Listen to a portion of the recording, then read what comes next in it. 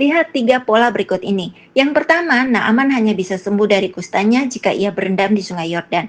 Yang kedua, Elia terangkat ke surga setelah melewati sungai Yordan. Dan yang ketiga, bangsa Israel akhirnya tiba di tanah perjanjian setelah melewati sungai Yordan dengan membawa tabut perjanjian. Mengapa sungai Yordan terlihat begitu penting? Kita mulai dari kisah Naaman.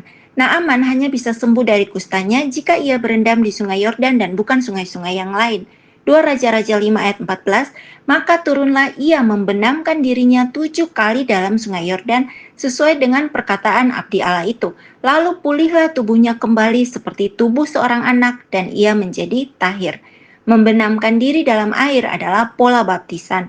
Mendapatkan tubuh baru seperti seorang anak adalah pola kelahiran baru dan mendapatkan tubuh kemuliaan. Kusta di zaman itu sering dianggap sebagai kenajisan atau dosa dan hanya bisa ditahirkan di sungai Yordan. Artinya hanya Allah Israel yang sanggup mentahirkan dosa, dan ini digenapi oleh Yesus sebagai Allah yang menjadi manusia dan memulai pelayanannya dengan dibaptis di sungai Yordan. Yesus adalah air hidup yang membasuh dosa manusia. Barang siapa yang percaya dan dibaptis dalam nama Yesus Kristus akan mendapatkan pengampunan dosa dan akan menerima karunia Roh Kudus atau lahir baru dan diberi tubuh baru, tubuh kemuliaan. Pola yang kedua adalah Elia terangkat ke surga setelah melewati sungai Yordan. Sungai Yordan bagaikan pintu gerbang pengangkatan karena ketika Yesus dibaptis di sungai Yordan, langit terkoyak bagaikan pintu surga terbuka. Jadi barang siapa yang percaya kepada Yesus dibaptis akan beroleh jaminan hidup kekal, menjadi warga kerajaan surga, dan akan mengalami rapture atau pengangkatan saat Yesus datang kembali. Dan pola yang ketiga adalah bangsa Israel bisa tiba ke tanah perjanjian hanya setelah melewati sungai Yordan dengan membawa tabut perjanjian.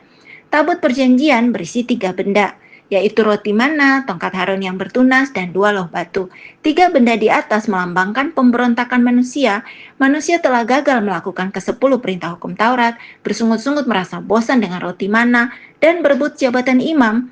Tuhan menunjuk Harun sebagai imam lewat tongkatnya yang bertunas. Ketiga benda di atas kemudian ditutup dengan tutup pendamaian yang dibersihkan darah di atasnya. Darah di atas tutup pendamaian artinya darah Kristus menutupi ketidakmampuan manusia melakukan semua perintah hukum Taurat. Sekarang Allah tidak lagi melihat dosa dan pemberontakan manusia karena Allah melihat kepada darah anaknya yang telah diutus menjadi jalan pendamaian. Jadi agar kita bisa sampai ke tanah perjanjian atau surga kekal, kita harus memberi diri dibaptis dalam nama Yesus, percaya bahwa darahnya atau kematiannya membebaskan kita dari perbudakan dosa dan meluputkan kita dari penghakiman Allah.